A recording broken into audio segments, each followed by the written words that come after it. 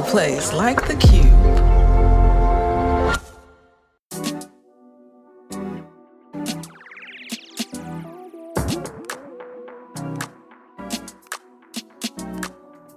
Queer news, queer news, queer news.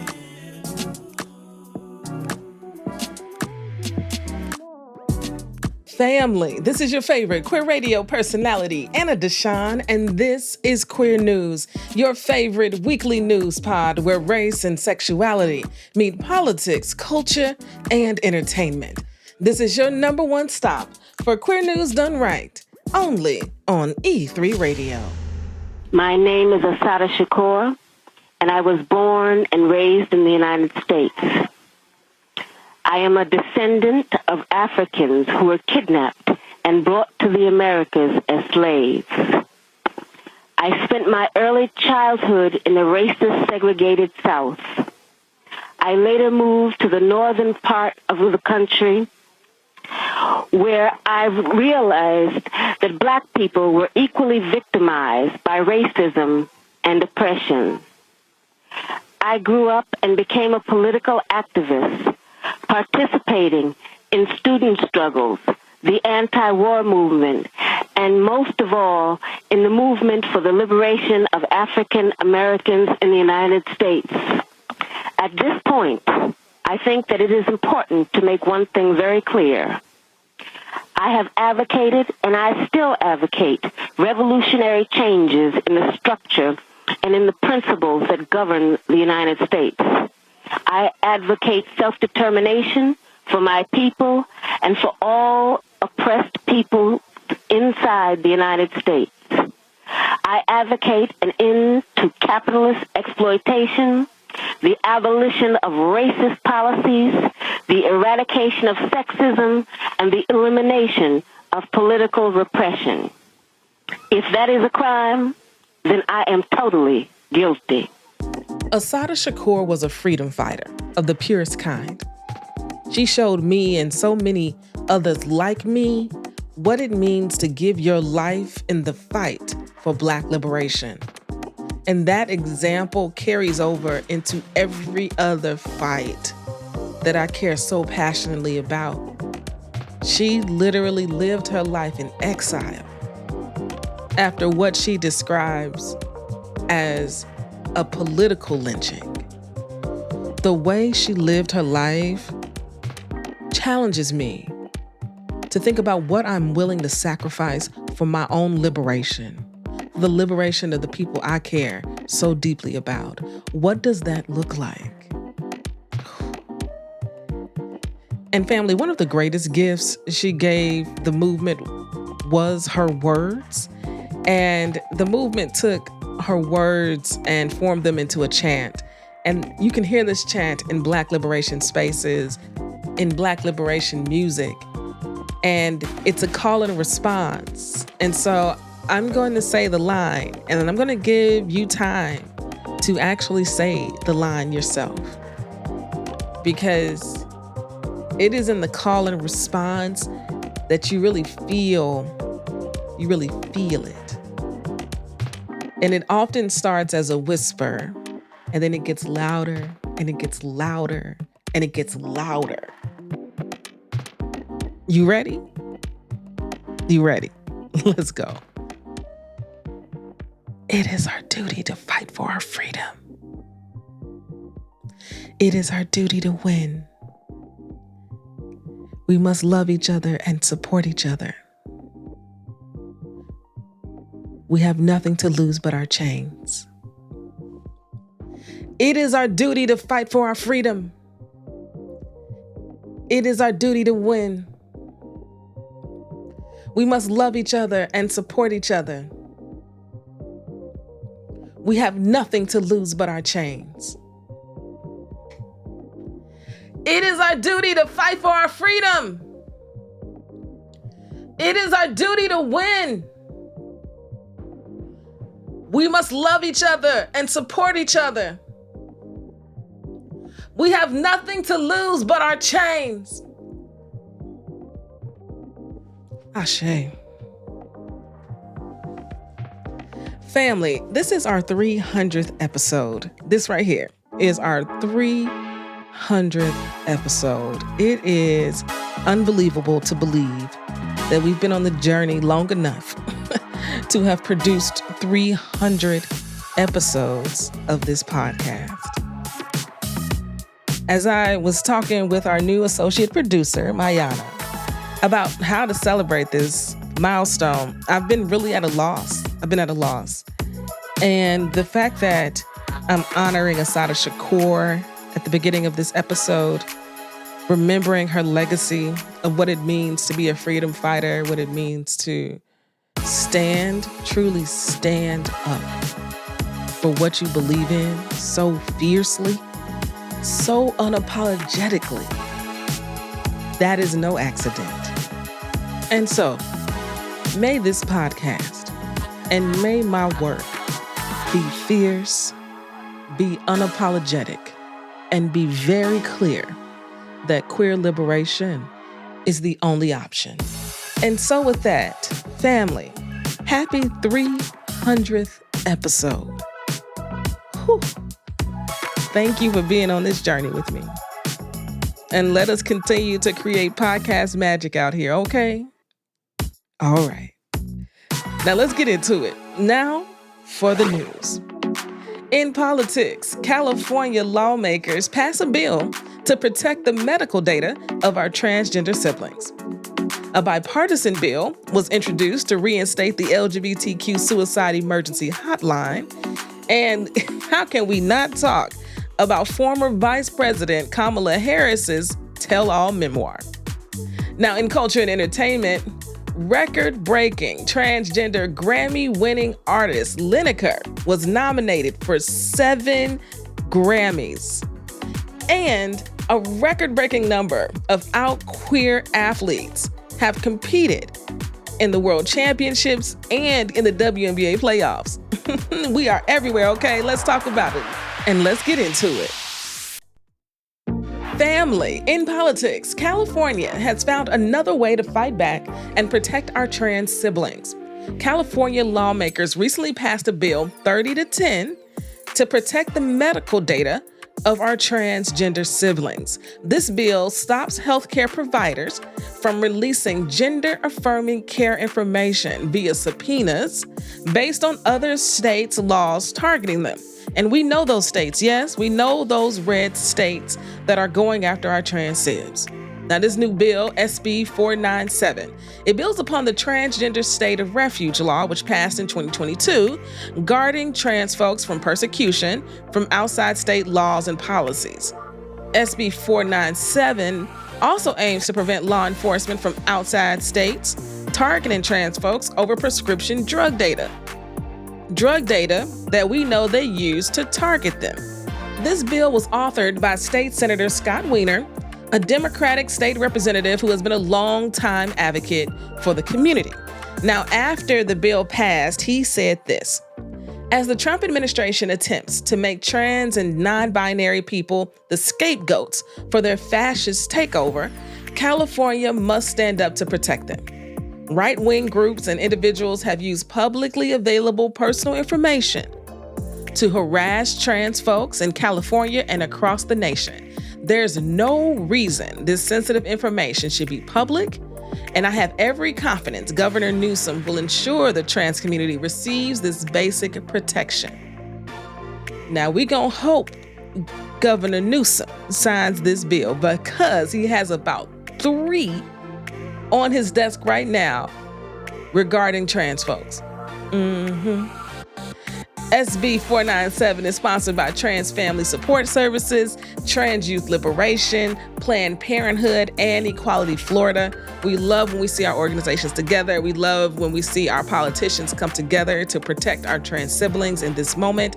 And here's hoping Governor Newsom signs this, as well as the other bills on his desk, to protect our trans sibs.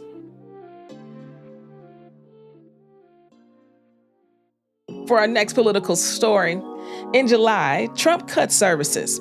Child, it feel like he cut services for everything, okay? But specifically, he cut services for the Youth LGBTQ Suicide Prevention Hotline. We talked about it here on this podcast. Well, A new bipartisan, and goodness knows I don't say that word very often these days as it pertains to politics, but here we are. In a new bipartisan bill from Democratic Senator Tammy Baldwin and Republican Senator Lisa Murkowski, they are seeking to reinstate the hotline. That's right. Baldwin wrote the original legislation to get the 988 hotline up and running in the first place. And she says, "We are in the middle of a mental health crisis, and the 988 lifeline saves lives, plain and simple. Cutting funds for specialized services within 988 puts that lifeline in jeopardy. There is absolutely no good reason that Donald Trump took away that specialized help for our LGBTQ youth. Mental health does not see partisan lines or geography." Come on, Tammy Baldwin, tell them again, okay? Now, the previous 988 hotline connected LGBTQ youth to counseling services and resources in their times of need and at a time when the current administration truly is hell-bent on getting rid of as many laws protecting LGBTQ folks as possible. And one could definitely argue that we are in dire need of this hotline. During election night alone last year, the Trevor Project reported a 700% increase in calls and texts to the hotline. In response, the Trevor Project CEO James Black said, "Given that LGBTQ youth are more than 4 times as likely to attempt suicide than their peers," 4 times, family, "the need for these services remains pressing. This is not about politics or identity. This is about doing what is best to support our country's highest risk populations and saving young people's lives nationwide." If voted upon, this bill would modify the Public Health Service Act to reinstate those services and require the Secretary of Health and Human Services to maintain them. The lack of confidence I have in the Secretary of Health and Human Services, whose name I will not echo in this moment. Whew. This bill, family, is backed by the Trevor Project, of course, as well as the American Foundation for Suicide Prevention. And the next phase for this bill is to move to committee. I sure hope that that happens. I'm glad that they're reintroducing it, especially for my young people who live in rural areas, who may not have access, who may not know what resources might be surrounding them.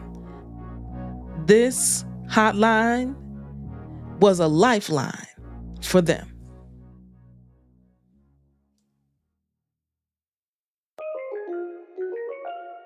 Family, for our last political story today, by now, I know, you've heard about Kamala Harris's memoir, 107 Days. Honestly, I would imagine that some of you all have already read it. It is said that she is really blunt, really candid in this memoir, detailing her life in the 107 days of her presidential campaign leading up to the 2024 election. The memoir is a behind-the-scenes look into the life of her and her team, the challenges and blatant discrimination she faced, and her thoughts on the future of America and its institutions. Now, she has been on an all-out media blitz, and one stop was on Rachel Maddow's MSNBC show. And Rachel just straight up asked her about one part in the book where she discusses the process of selecting a running mate.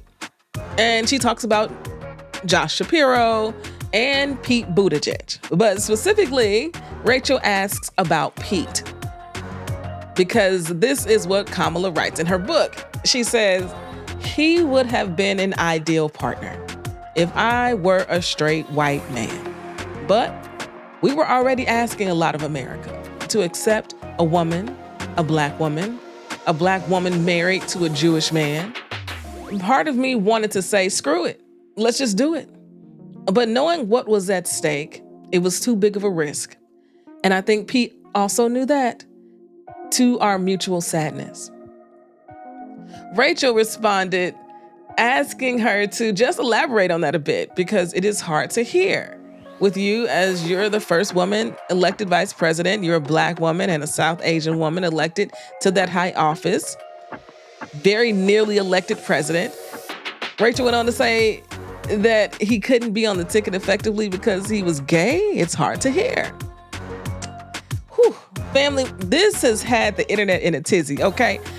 Now, Kamala acknowledged that Pete was her first choice. And I quote, "It would have been a real risk. No matter how I've been an advocate and an ally of the LGBTQ community my entire life, it wasn't about any prejudice on my part. I think Pete is a phenomenal public servant. And I think America is and would be ready for that." And concludes the conversation with, "Maybe I was being too cautious," hinting at the mutual sadness she and Pete felt about the decision. And in short order, I really do think what she's saying is accurate. Let us look around at the politics and what's happening in our world right now. I think it would have been an uphill battle, not just because Pete's gay, but because of the amount of time that they had to get folks on board. I think it would have been tough. And I thought Tim Walz was great.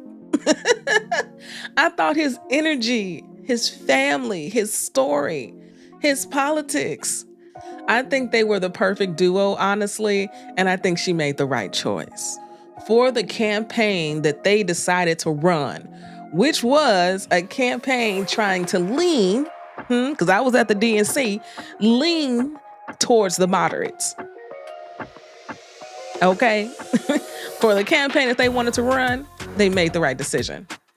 The internet is also in a tizzy, okay, because Harris touches on the political climate surrounding trans athletes in her memoir by saying, quote, "I agree with the concerns expressed by parents and players that we have to take into account biological factors such as muscle mass and unfair student athletic advantage when we determine who plays on which teams, especially in contact sports.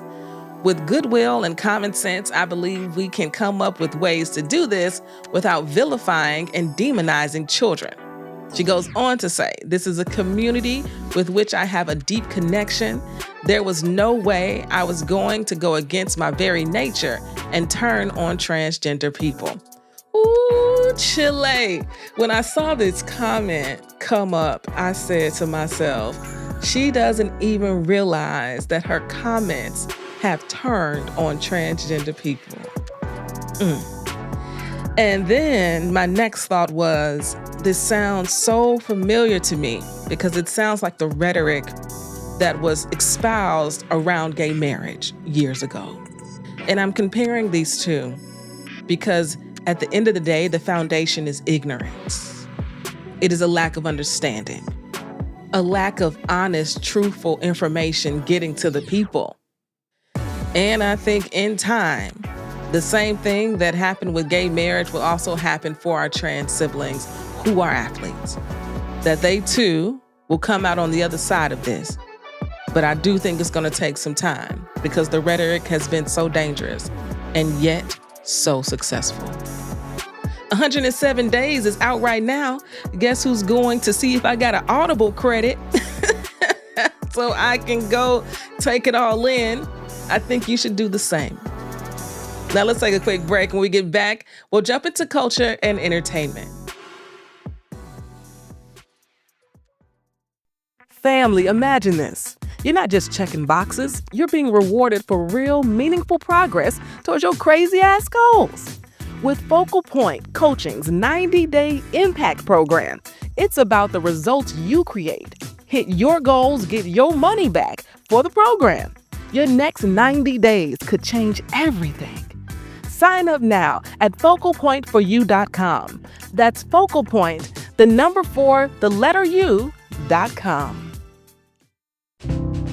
Mental health coverage is just as important as physical health coverage. In Illinois, mental health parity laws ensure that your coverage for mental health conditions and substance use disorders is not more restrictive than your coverage for physical health conditions. If your health plan has unlimited doctor visits for a condition like hypertension, then it must offer unlimited visits for a condition like depression.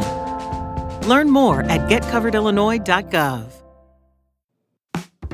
Are you in Chicago? Will you be in Chicago Saturday, October the 4th? If you answered yes to either of those questions, I need you to be at the Purple Tie Affair concert and silent auction, a benefit to raise money for E3 Radio and the Queer News Podcast.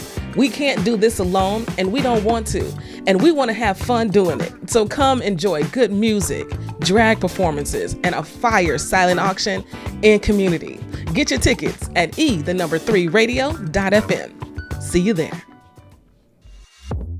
Family, welcome back to the show. Now let's get into some culture and entertainment and talk about music.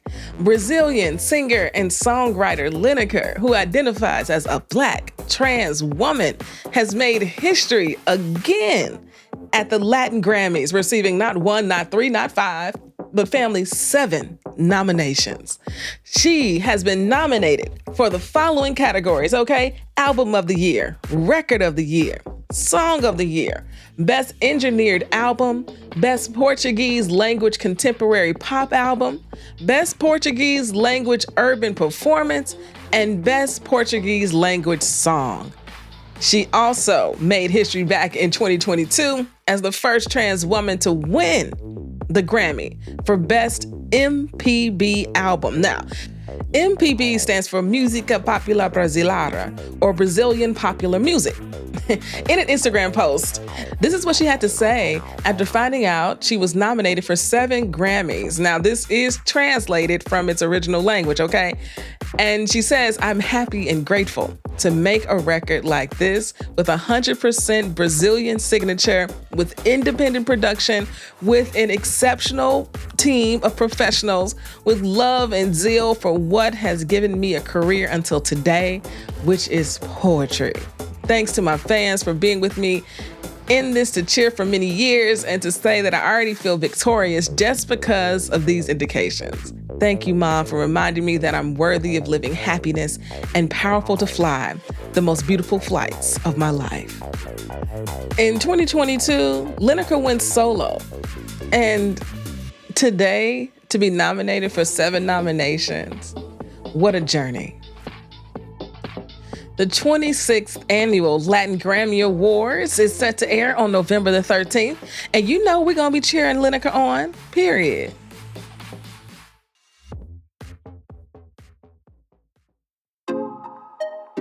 Family, for our last story today, let's talk about sports and all the queers competing at the highest levels. And I mean, there are a record number of athletes who competed at the 2025 World Athletic Championships and that competed in the WNBA playoffs this year. And given the world that we're living in right now, I think this is a pretty dope story to share, okay? That people out here competing at the highest levels of their profession are still choosing to be out and proud of it. A record number 13 out LGBTQ athletes competed on the global stage held in Tokyo, Japan. This is the largest global track and field meet outside of the Olympics, with over 2,000 athletes competing from 198 countries. Yeah. And Team USA, Sha'Carri Richardson is amongst one of them, okay? We love her here on this here podcast. And she competed this year, and she finished 5th in the 100-meter final. And there is no way we can talk about the World Athletic Championships without talking about our friend of the pod, Chris Moisier, Chicago's own, okay? You may know Chris because he is the first transgender athlete to represent the United States in international competition. He's the first transgender athlete in the ESPN body issue, okay? And he's also the first transgender athlete sponsored by Nike and to qualify for the Olympic trials. Like Chris is that guy, okay? And he competes in long distance races, the duathlon. Now, you may be familiar with a triathlon, which goes from swimming to cycling to running, but a duathlon goes from running to cycling to running, and you can do it at all different levels, but Chris does it at the highest level, okay? The longest level. Y'all, I want to just break it down. It's a 10K run, 150K cycle, and a 30K run. If that means nothing to you, let me translate into miles, okay? He goes 6.2 miles running, then jumps on a bike and cycles for 93 miles, and then jumps off that bike and then runs for 18 miles. That is his race. It took place in Switzerland. He's in the 45 to 49 age group, and he finished in 8 hours, 41 minutes, and 42 seconds, which put him in 9th place. Absolutely incredible what Chris is doing and continues to do, not only for sport, but for trans athletes and visibility. He says, "For me to show up as a proud transgender athlete and represent a country that is targeting my community at home is an act of resistance and an opportunity to be a moment of hope and possibility for transgender people in sport and society." He went on to say in an interview with Gaiety, "I also spent a significant amount of time wondering if this will be my final opportunity to compete. While there is no ban on trans men at this time, it is certainly possible given the escalation of attacks on trans athletes. So for this race, I really wanted to take it all in and appreciate all of the moments of preparing and being in competition." And I just want to say thank you, Chris, for your continued visibility, your continued courage in the midst of it all. In the WNBA, and we already know how the W get down, okay? But get this, there were 29 queer athletes playing across 8 teams in the playoffs this year. And fun fact, each team had at least one queer player. And some notables, y'all already know, we love the stud buds around here, Courtney Williams and Natasha Heidemann of the Minnesota Lynx. And we already know people are booed up, okay? We got Nalisa Smith with the Aces and Dejanay Carrington with the Lynx. We've got Alyssa Thomas and DeWanna Bonner, right, on the Phoenix Mercury. But then you got folks like Brittany Griner and Gabby Williams that also competed in the playoffs this year. And honestly, in this moment, there is nothing more liberating than turning on my television and being able to watch reflections of myself playing a sport that I love being exactly who they are. Now, if you're following the W, then you know the current playoff standings. And if you're not, let me get you up to date. Okay, the Mercury are headed to the WNBA finals as they defeated the Lynx. And I didn't know what the Lynx was going to do. They fought hard, okay? But without Cheryl Reeve and without Fee and the Phoenix Mercury were playing at home, the writing was a little bit on the walls. And then tomorrow, Tuesday, September the 30th at 8:30 p.m., Game 5. The Las Vegas Aces and the Indiana Fever are going at it, okay? And I need everybody to tune in so we can keep these ratings going up. Okay? Yes, indeed, because we need more of the W. And then after the W, we're going into Unrivaled. I can't get enough.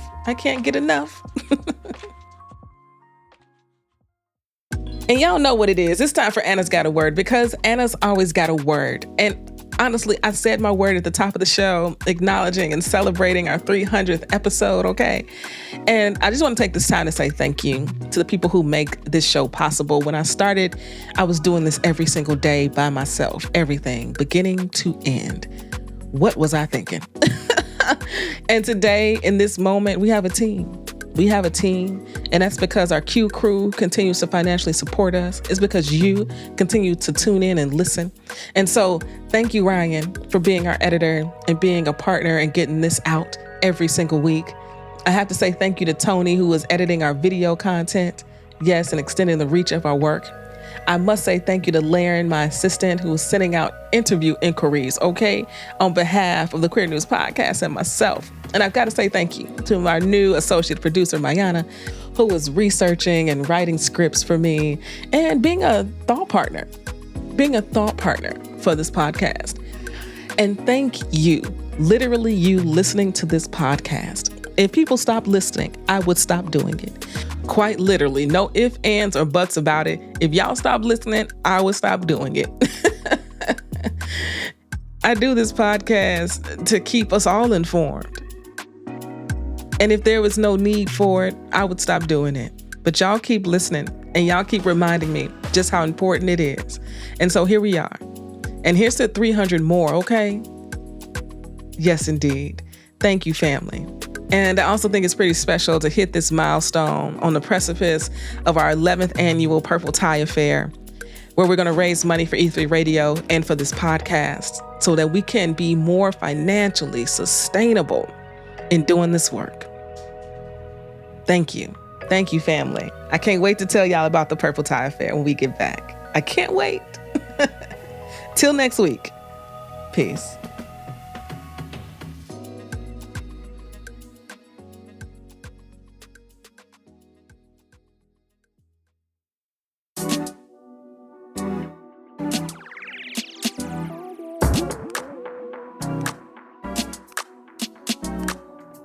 Queer news, queer news, queer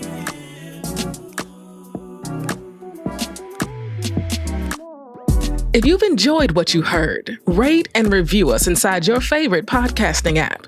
This podcast is written and produced by me, Anna DeShawn. Podcast editing by Ryan Woodhall. And brought to you by E3 Radio and distributed on The Cube.